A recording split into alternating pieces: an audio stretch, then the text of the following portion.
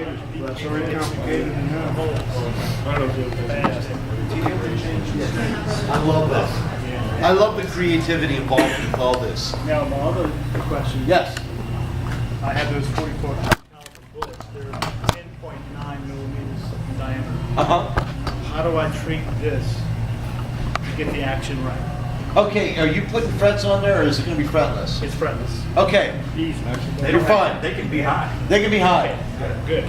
So I can go maybe halfway. Look at that action. See that action down here? My action's different on every guitar. Yeah, you can go high. High action for slide. So could I go about almost 11 millimeters? Sure. Sure.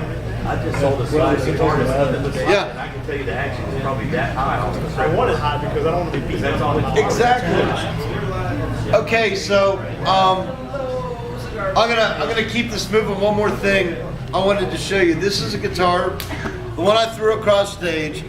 This is one I built for my book. I actually didn't build it to use in concert. I built it for my book to give an example. If you notice, the guys from New Orleans treat their guitars like a blank canvas and put art on, whether it be photography or AMSI's art. I would like to encourage you guys, just like he's done with the Billy the Kid here, to also treat your guitars like a canvas. You got the basic guitar, you set it up. Have some fun with it too. This is one I call the peep show. And I hand cut this coin slot here, which serves as one of the sound holes, and it says 5-cent peep show. The other side, this is a CBG humbucker pickup ring. And it looked like a picture frame. So I used that as a sound hole, and on the inside is a picture I got off the internet of a 1920s girly picture in there. And as I was building this, I had the Who's album, Meaty Beaty Big and Bouncy, on my stereo as I was building it. And pictures of Lily came on. Yeah. And it was like, wait a second, that's what I'm putting up the neck. It would be cool to put an LED light behind that. But I have somebody, oh my God, I'm glad you reminded me. Somebody just sent me a guitar last week. The guitar was made from an exit sign, Yeah, I just saw like that. And he left the light in, and you hit a button, and it's battery operated, and the exit sign lights up. It's so cool. But treating your cigar box guitar as a canvas is another fun thing. There's no frets on here. Yes, there are. They're on the side. I can see everything I'm doing as I'm performing. I put the frets on the side, so as I'm playing, I know where I'm going, but all the audience sees is, you know, the cool looking neck. You've got the same thing right there. Look at what I did. You got the dots as well? No, the diatonic. Oh, you got the diatonic. The frets are longer Because for I where put it being dulcimer too, on a so- dulcimer. This, you got a lot of you guys have seen the idea of using a yardstick. I did not invent this. I stole this idea from a book. There's a book called The Fine Art of the Tin Can from Bobby Hansen. Bobby Hansen recently passed away like a year or two ago. He was an artist that worked in metal and tin, using old tin cans to create art.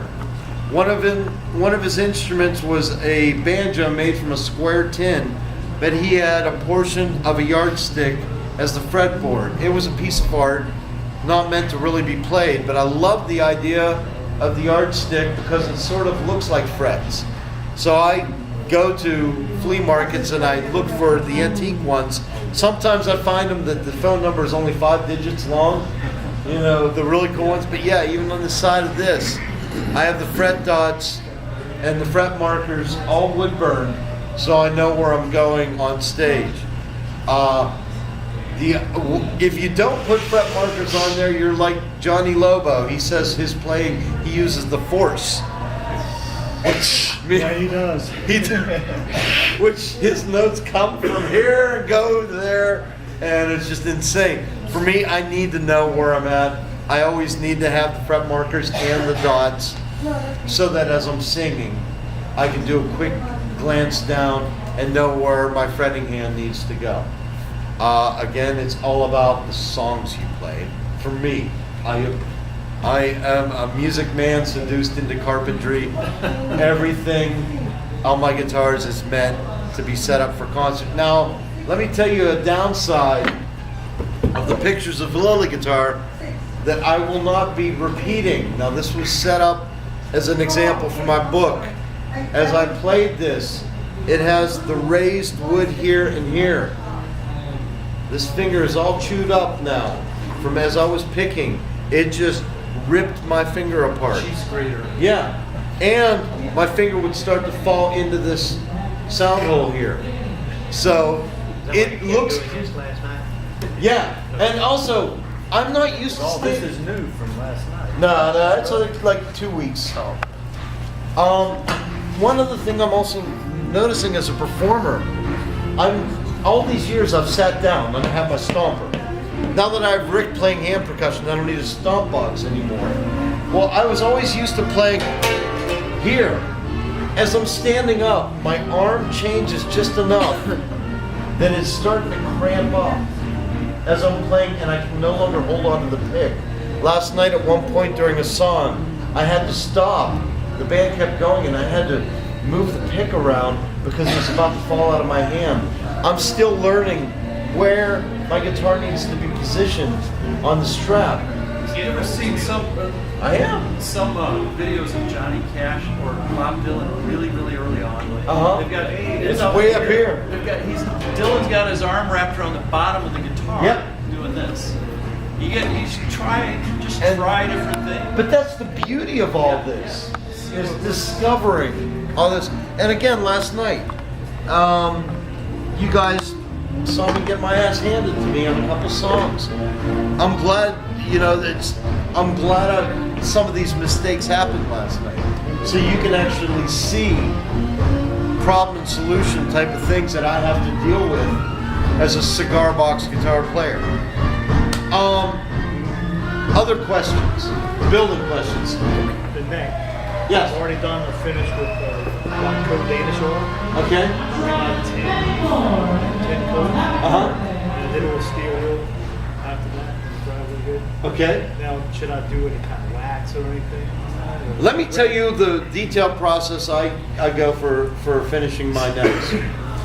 What I do is I get the neck to the point where I have it wood burned, and then I take some steel wool. After I've sanded the neck and everything, I take some steel wool to get, some of the wood burrs off of it. Then I take a cheap can of polyurethane, I put one coat on it, hang it up. As it's hanging there, I keep thinking about the sounds the guitar is going to make. And I'm supposed to wait, I don't know what the hell. I am supposed to wait several hours before doing the second coat. Just about every guitar I make has my fingerprints in the polyurethane. Because I can't wait to finish the fucker. I put one coat of poly on mine and I'm done. That's all I mean, I'm horrible at this. Oh, I have no idea what you would put. Ben would anything on it. I've used linseed oil. I use one coat of linseed oil and that looks good. My book actually has a small sidebar called Fingerprints in the Polyurethane. And I use tongue oil. yeah. I use linseed oil. Now Rob knows about finishing necks. Yeah, that's the man to talk to. 150 coats of French polish. Yeah. Let me just tell you, if you're buying a cigar box guitar off of somebody and you see fingerprints in the finish, you know that guitar was set to be played to play music, because that man or woman could not wait for the poly to dry so they could finish it and play it. And that is me. Every one of my guitars, you could probably find my fingerprints in the polyurethane at some point. I just can't wait. So actually, any way you Yeah. finish it is good. And so, I hate to sound like a Neanderthal with your question. You want to take it? Yeah. And when we're done here, seriously. Yeah, and definitely after we're done here, talk to Rob, because Rob is an expert at this. Other questions? Yeah, Yeah. I was gonna say, it's the first time I've watched you online and a lot of your stuff. You did a great job last night. You're being kind of hard on yourself. No, not- No, I know what a good gig is like. No, The but last you know night what? was rough. No, but you know what? People like rawness. Right. Okay. There's a whole new. I don't know. I'm down in Florida, and we have a lot of live music down there. But the problem, a lot of it's all, people use tracks. Everybody practices so much. Everything is so clean. Everybody's so pristine with their amp tone, whether it's in the jazz world, the blues world, or Yeah. And I do the same thing. I'm very slovenly. I go up with instruments.